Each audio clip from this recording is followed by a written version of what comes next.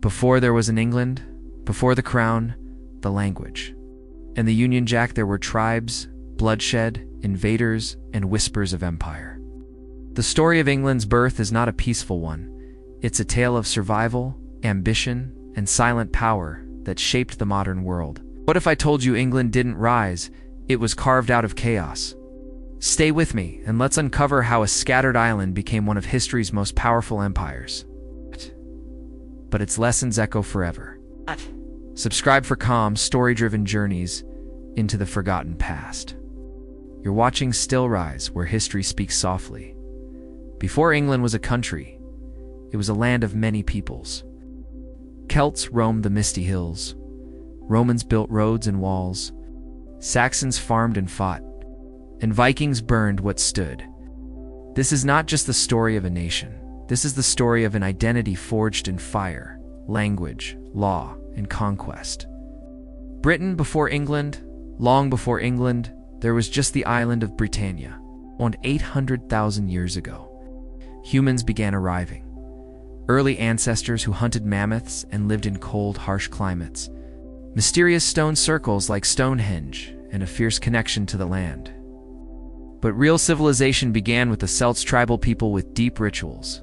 Then came the Romans in 43 AD. They didn't just invade, they transformed. Brought roads and cities, Latin language, and writing walls like Hadrian's Wall to keep out northern tribes. But after 400 years, Rome fell, and so did Roman Britain. What was left? A vacuum. A land with no ruler, no structure. Only opportunity for the next invaders. The Anglo-Saxon invasion, as Roman legions sailed away in the early 5th century, Britannia stood vulnerable. A wounded land, and out of the misty shores came new faces, not from Rome, but from the north and east. They were Anglo-Saxons and Jutes, fierce warrior tribes from present-day Germany and Denmark. They didn't just invade, they settled. They burned Roman villas, built timber halls, and renamed everything. Londinium became London, Eboracum became York, and over time, their Germanic tongue evolved into what would become Old English, a land of kingdoms. By the 7th century, England wasn't one country, it was 7. Historians call it the Heptarchy, 7 kingdoms constantly fighting for dominance. Northumbria, Mercia, Wessex, East Anglia, Essex, Sussex, Kent, each with its own king, its own ambitions, and its own fate. But one kingdom slowly began to rise above the rest, Wessex. The role of Christianity, while warriors clashed, something quieter reshaped the land: Christianity. Missionaries came from Rome and Ireland, building churches, libraries, and schools. Faith became a unifier. It brought literacy, new law, and a sense of shared identity. The Synod of Whitby in 664 united English. Christianity under Roman rule, another quiet step toward a unified England. But peace never lasted long, because soon sails would appear on the horizon again, and with them fire.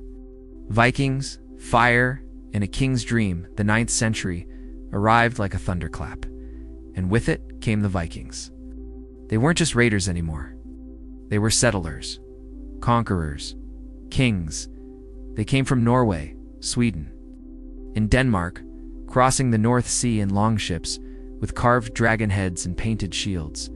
They burned monasteries, slaughtered monks, looted silver. But the true fear wasn't in their raids. It was in their staying.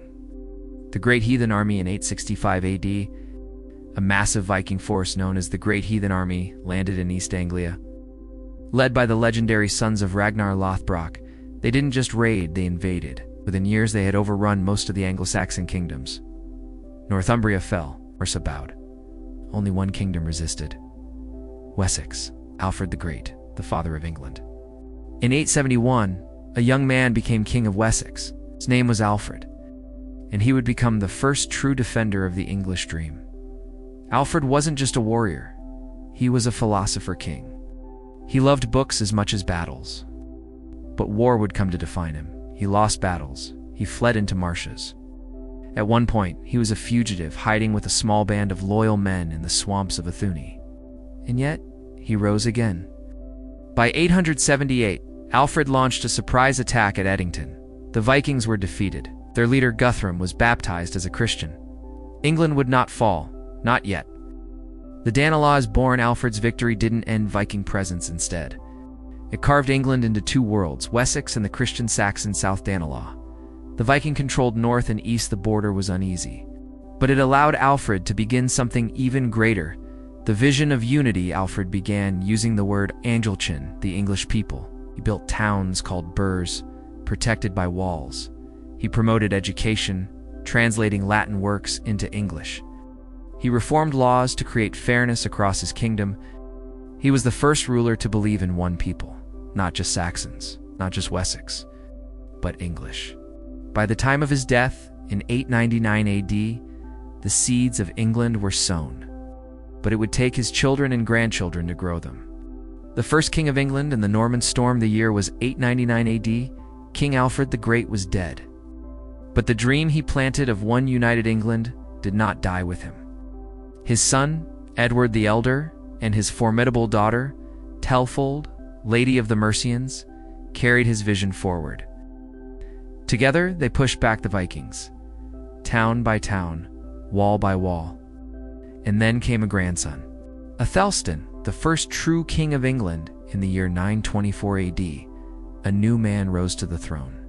Aethelstan, a warrior, a statesman, a legend, die. By 927, Aethelstan had done what no one before him had. He unified all the Anglo-Saxon kingdom Wessex, Mercia, East Anglia, and even brought the northern kingdom of Northumbria under his rule. For the first time in history, the land was called Angloland. The king was styled King of the English, the first real king of England. But peace was a fragile thing. England consolidates, but never rests the kings that followed. Aethelstan ruled over a kingdom that was still young and still vulnerable. England was not yet the stable land we know. There were Vikings, Welsh, Scots, and internal rebels. But the kings, one by one, held the line. Edmund I Edred, Edgar the Peaceful. They built laws, churches, roads, unity. But then came a storm that would nearly shatter it. All the Viking return, and Thelard the Unready in the late 900s. A new wave of Danish invasions swept England, and the king who faced them, the Lord the Unready. He was not weak, but he was unprepared. He paid off invaders with Danegeld vast sums of gold, and when that failed, he ordered a massacre of Danes in England in 1002. It only made things worse. In 1013, the mighty King Sweyn Forkbeard of Denmark invaded and conquered England. Thelard fled. The first time in generations England was ruled by a foreign king. King Canute the Viking, who became English, but history is full of twists. Sweyn died shortly after taking the throne. His son, Canute the Great, took up the crown. And instead of ruling as a conqueror, he ruled as an English king. He embraced the church, married Lelred's widow, kept the peace. For 20 years, King Canute ruled over a North Sea empire, Denmark, Norway, and England from Winchester. And though he was Danish, England thrived. But empires fall, and when Canute died in 1035, so did his brief dynasty. The House of Wessex returns briefly after Sianut's sons died young. The English crown returned to Edward the Confessor, a descendant of Alfred the Great. He was devout, peaceful, too peaceful. He built Westminster Abbey, but failed to name a strong successor. And in 1066, Edward died without an heir. 3 men claimed the throne. England held its breath. 1066, the year that changed everything. First, Harold Godwinson, England's strongest noble, seized the crown. But he was immediately challenged by Harold Hardrada, King of Norway, and William, Duke of Normandy, in September. Harold Hardrada invaded from the north and was killed by Harold at the Battle of Stamford Bridge. But Harold's army was exhausted. Just weeks later, William landed on the southern coast. They met at Hastings. The Battle of Hastings, October 14th, 1066, one day. 2 armies, the future of England. The Saxons fought on foot, the Normans charged with cavalry. Harold was killed, struck in the eye by an arrow, if legend is true. By nightfall, the Saxon army was broken. William, Duke of Normandy, became William the Conqueror. England was changed forever. Magna Carta, when a piece of paper stood against a king, the year was 1215. England was in unrest. King John's rule had become harsh. He had lost wars in France, and to recover his losses, he burdened his own people with heavy taxes. The rich barons were squeezed for money, and the common people suffered quietly under his power. But their silence didn't last forever. The barons, once loyal to the crown, finally stood up. They had had enough. They gathered, not for war this time, but for something far greater. They wanted limits. They wanted law.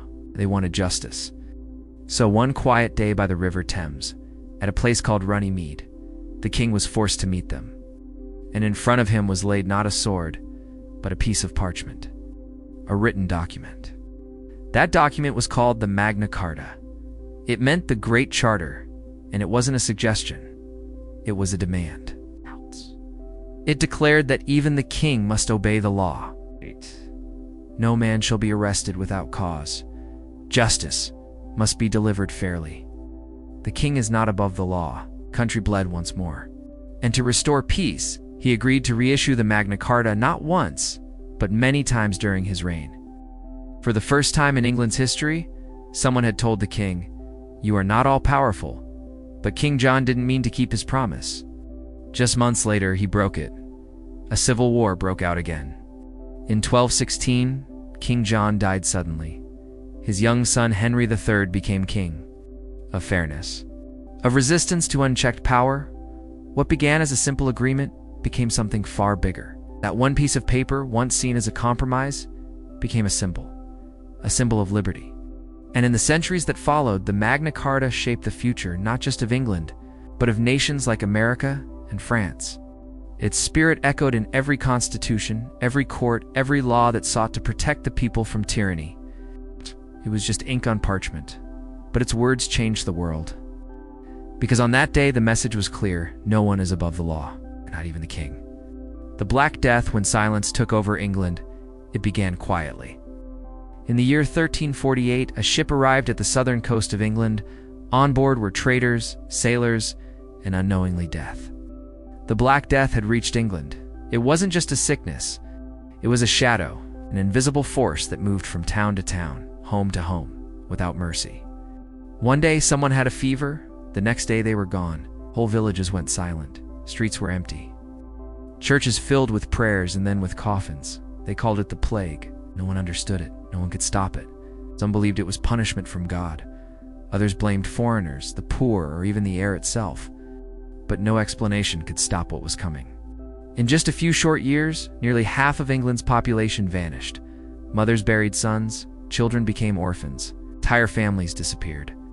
But strangely, from this darkness, something changed. They could leave their masters and work for someone else. Quietly, faith remained, but doubt had entered the room. And though no one would say it yet, England had taken one more step toward becoming the nation it is today. For the first time, the voice of the lowest classes started to matter.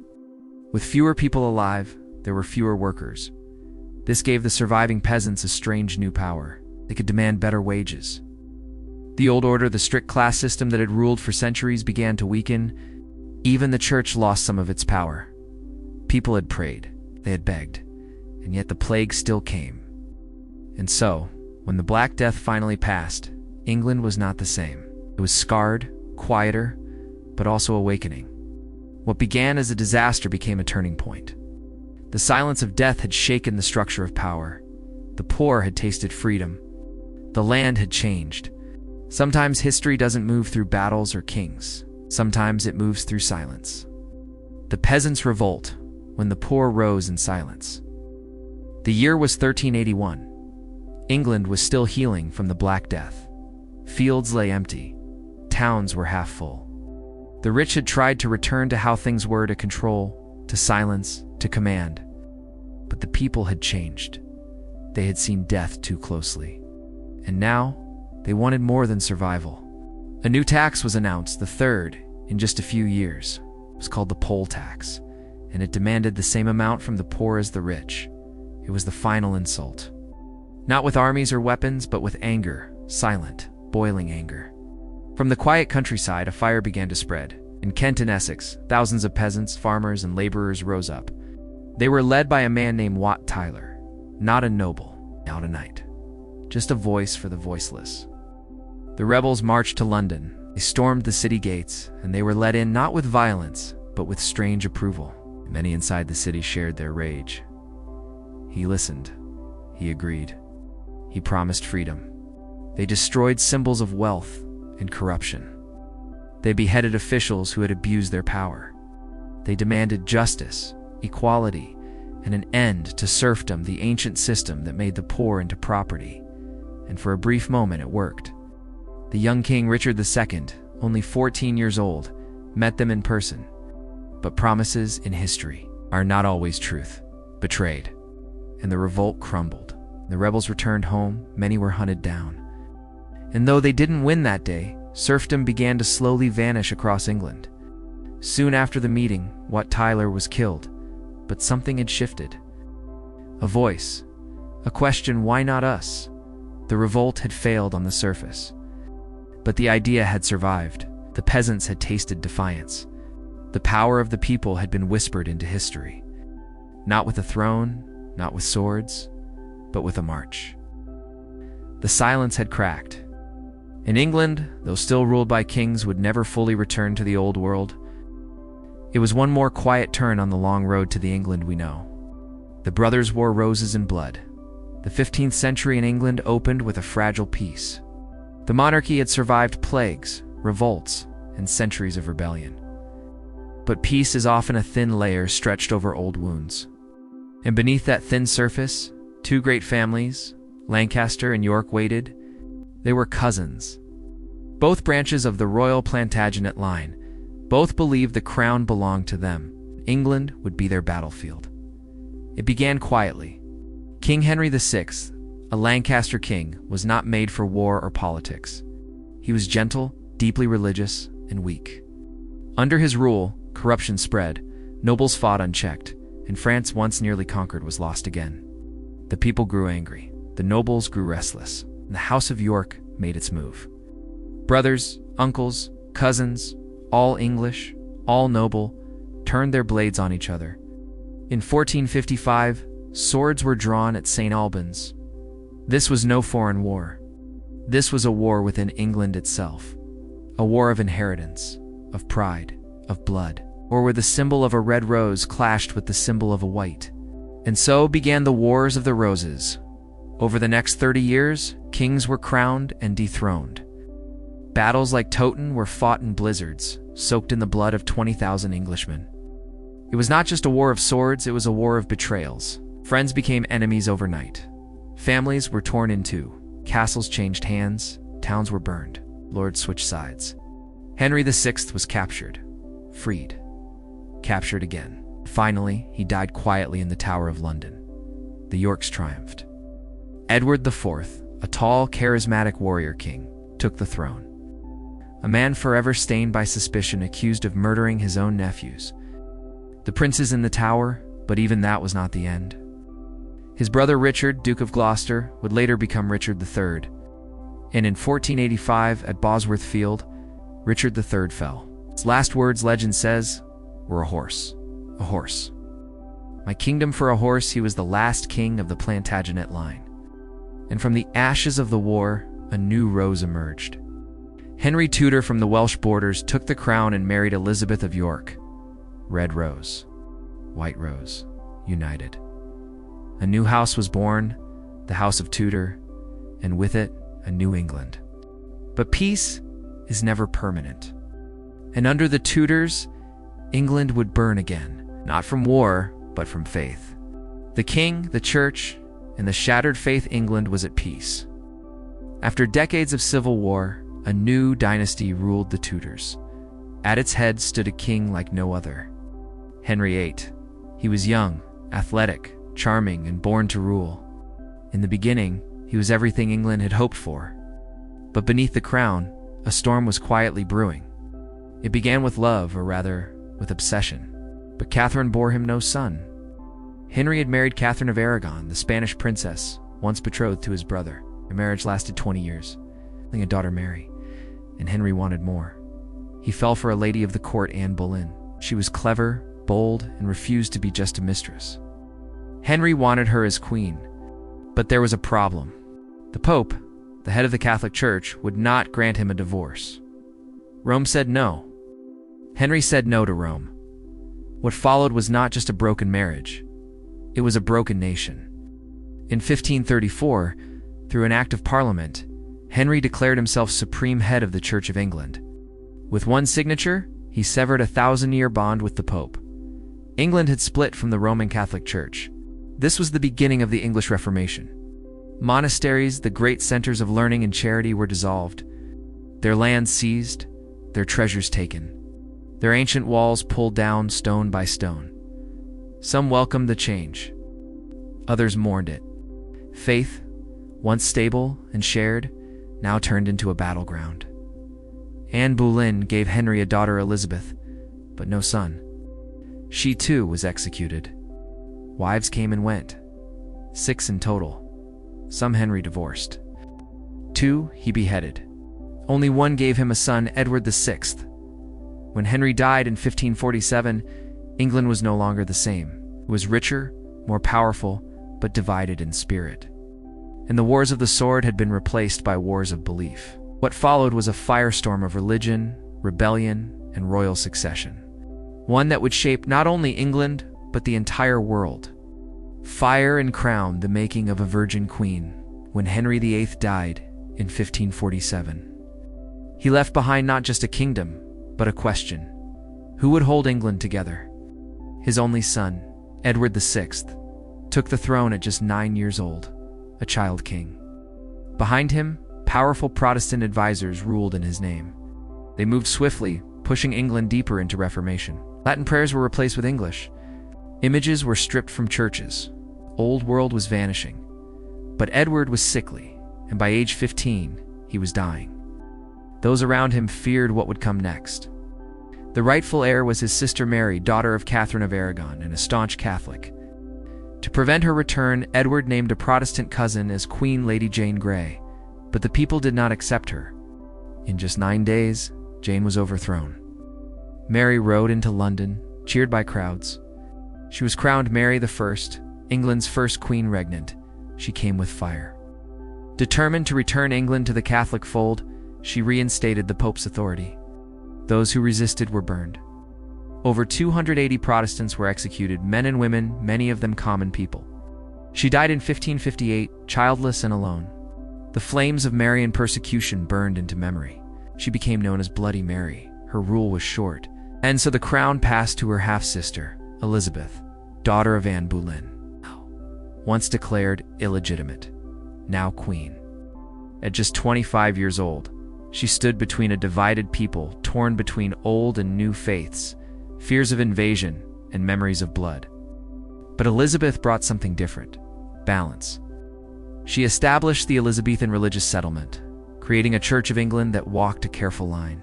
Protestant in doctrine, but retaining some Catholic traditions. She did not marry, she ruled alone. For 45 years, under her, England found confidence. It found a voice. Explorers set sail across new oceans. Writers like Shakespeare gave life to English stories. And when the mighty Spanish Armada came to crush her rule, Elizabeth stood, clad in armor and defiant. "We are resolved," she said, "to live or die amongst you all." The storm came and passed, the Armada failed, and Elizabeth became more than a queen. She became a symbol of strength, of survival of England itself. By the time she died in 1603, unmarried and without an heir, she had ruled for nearly half a century. England had changed. It was no longer a medieval kingdom at the edge of Europe. It was becoming something greater, a nation of ideas, ambition, and power. But even as her golden age dawned, a new question was rising. What comes after the Tudors? Could England survive without its virgin queen? The crown without a queen, the rise of the Stuarts, and the seeds of civil war. The year was 1603. Queen Elizabeth I, the Virgin Queen, was dead. And with her, the Tudor dynasty came to an end. No children, no heirs. England stood at a quiet crossroads. For the first time in generations, the throne passed not to a child or a sibling, but to a distant cousin, a foreign king. His name was James Stuart, the King of Scotland. Now, he would become James I of England, one man, two crowns. England and Scotland were still separate kingdoms, but now they shared a single monarch, a union not by force, but by blood. James was the son of Mary, Queen of Scots, who had once been Elizabeth's prisoner and rival. Now, her son sat on the English throne, inheriting a kingdom tense with religious division, political caution, and rising ambition. James called himself a peacemaker king. He dreamed of unity, of healing old wounds between Catholics and Protestants, between nations and neighbors, but not all shared his vision. A group of Catholic conspirators plotted to blow up Parliament and kill the king. Underneath the surface, anger brewed. In 1605, just 2 years into James's reign, among them, Guy Fawkes. The gunpowder plot was uncovered just in time. Fawkes was captured beneath the Parliament building guarding barrels of gunpowder. The plan failed. But the message was clear: peace would not come easily. James continued to rule, sponsoring the King James Bible, a literary and spiritual milestone still revered today. But he believed strongly in the divine right of kings, that monarchs were answerable only to God, not Parliament. This belief would be his son's downfall. The crown passed to Charles I, a man more stubborn, more isolated, and less diplomatic than his father. When James I died in 1625, Charles believed deeply in his royal authority. He dismissed Parliament. He raised taxes without consent. He married a Catholic French princess, unsettling his largely Protestant subjects. And he refused to compromise. The people grew restless, the nobles uneasy, the Parliament defiant. England was no longer the quiet kingdom of old. It was a nation boiling beneath its surface, torn between tradition and change, faith and politics, monarchy and liberty. By the 1640s, something unthinkable was unfolding. Englishmen were preparing to fight each other, not over borders, not against a foreign power, but over the soul of their own country. The English Civil War was about to begin, and for the first time in history, the crown itself would be placed on trial. The king must die. England's civil war and the fall of the monarchy. The drums of war echoed through the quiet fields of England. It was the year 1642, and for the first time, the enemy wasn't across the sea, it was across the street. Brother turned on brother, father against son, Cavalier versus Roundhead. This was not just a war over land or power, it was a war over the very nature of the English crown. On one side stood King Charles I, proud, elegant, and unyielding. To him, kings ruled by divine right, answerable only to God. On the other side was Parliament, led by men who believed that the monarchy should serve the people, not rule above them. And their most fearsome voice was a quiet, stern Puritan named Oliver Cromwell. Country split in two. The king's supporters, called royalists or cavaliers, rallied around the crown, the church, and tradition. Parliament's forces, the Roundheads, wanted limits on royal power, accountability, and religious reform. What began as a political standoff became a bloody war. From Edgehill to Naseby, England became a battlefield. And slowly, the king's forces began to lose. Cromwell, a former farmer turned military commander, organized the new model army, a disciplined, motivated, and terrifyingly efficient force. By 1646, Charles surrendered. But peace was not easy. Even as a prisoner, Charles plotted. He negotiated in secret. He encouraged uprisings, believed always that the crown would return to him. He was wrong. In 1649, after years of war, betrayal, and bloodshed, Parliament made a choice no English king had ever faced. Charles I would be tried for treason. A king tried by his own people. Trial was short, the verdict guilty, the sentence death, and so.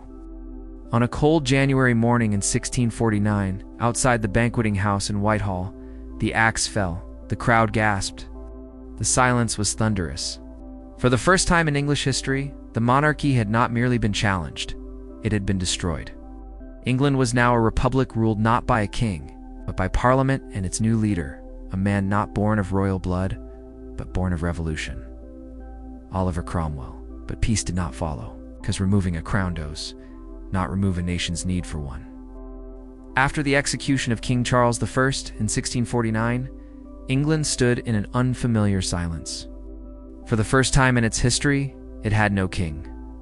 The monarchy was abolished, the House of Lords dissolved, and in its place rose something new, a republic at least in name. At the center of it all stood Oliver Cromwell, devout Puritan and skilled military commander. He had helped lead the parliamentarian forces to victory in the English Civil War. But victory did not bring peace. It brought uncertainty. Cromwell, though he never called himself king, became the most powerful man in England. In 1653, he assumed the title of Lord Protector, ruling the country with military strength and religious conviction. Parliament was dissolved. Joy became suspicious.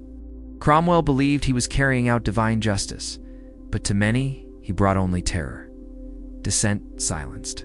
Came not with freedom, but with force. And it fell not by war, but by weariness. Life under Cromwell was strict, somber, and tightly controlled. But they had not yet learned how to shape power without a crown, only to find themselves under the iron hand of a different ruler. His son Richard inherited his title, but not his authority. The fragile republic began to crumble. The people, weary of conflict and rigid rule, invited Charles II, the son of the executed king, to return. The monarchy was restored.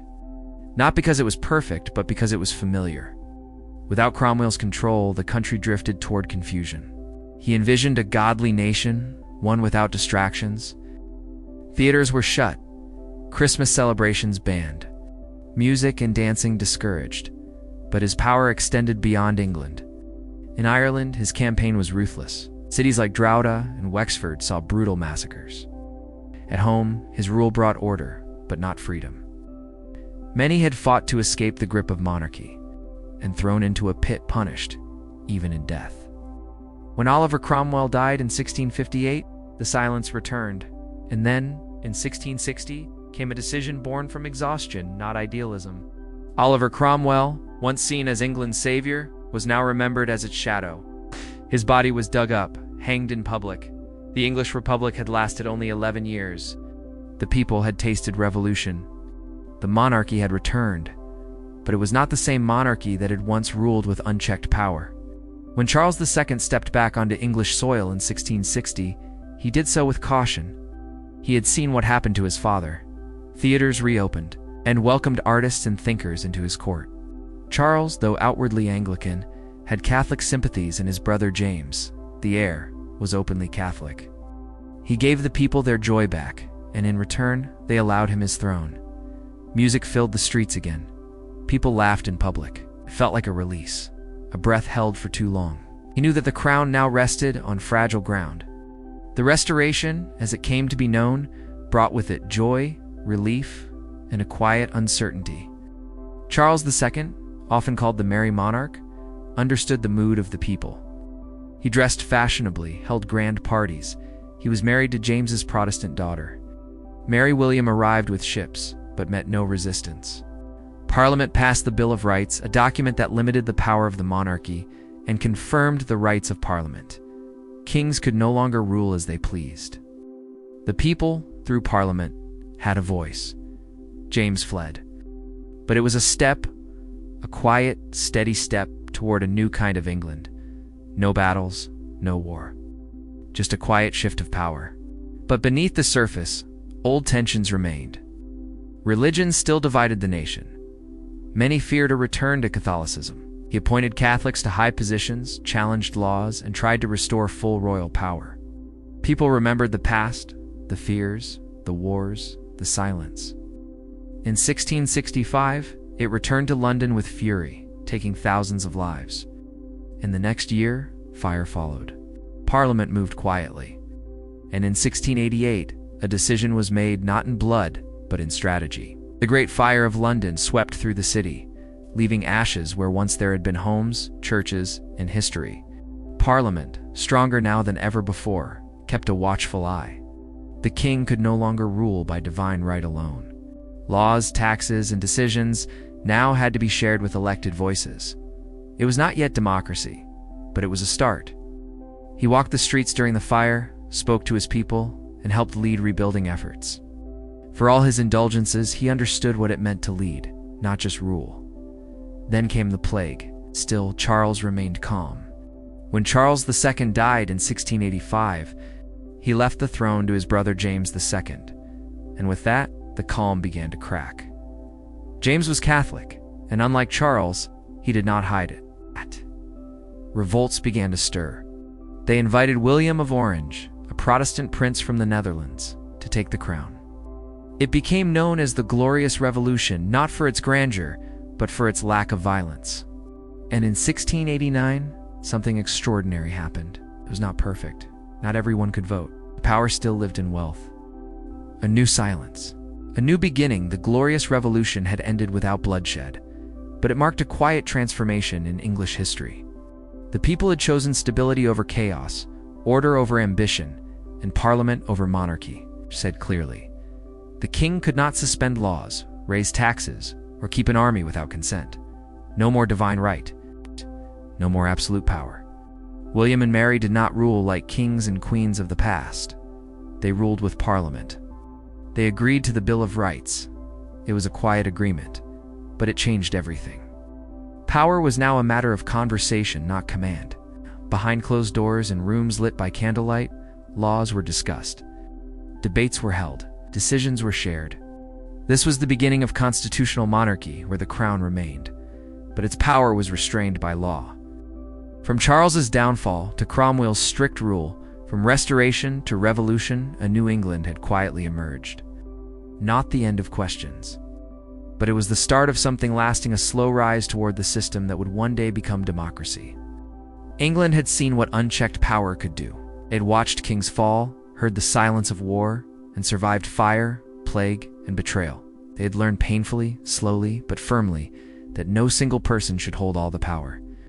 And so, through this long journey from Henry VIII's bold decisions to Elizabeth's careful reign, one where the monarch walked beside the people, not ahead of them, where laws mattered more than lineage, where silence had taught more than speeches ever could, was not the end of conflict, and it began not with noise, but with patience. It's not with war, but with understanding. Not with a king shouting orders, but with a people learning to speak. Lesson learned: England wasn't born from a single event, battle, or ruler. It was shaped layer by layer across thousands of years by invaders who brought new systems, kings who claimed power, common people who challenged it, and ideas that refused to die. From Roman roads to Magna Carta, from Viking raids to the English Parliament, from monarchy to democracy, the real lesson: civilization grows not through domination, but through adaptation. It's not by staying the same, but by learning, bending, breaking, and rising again. England became England when it learned to hold two truths together: power must be guided. Freedom must be earned and protected. Perhaps most importantly, no empire, no kingdom, no identity is ever truly finished. It's always becoming. This was Still Rise, where history is not just remembered but felt. If you stayed until now, you didn't just watch history. You walked through it, silently, patiently. Subscribe for more calm, powerful stories that change the way you see the world. Comment with one insight that stayed with you. And share this with someone who loves history the quiet kind. Until next time, keep rising.